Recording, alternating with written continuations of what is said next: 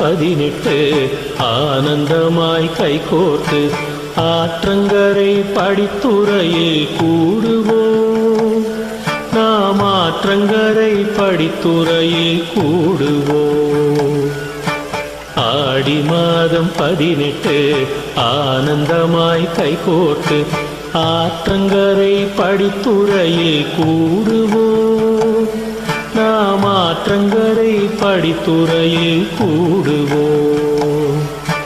நன்றி சொல்லுவோம் நீருக்கு, அதை கொண்டு வந்திடும் மாருக்கு.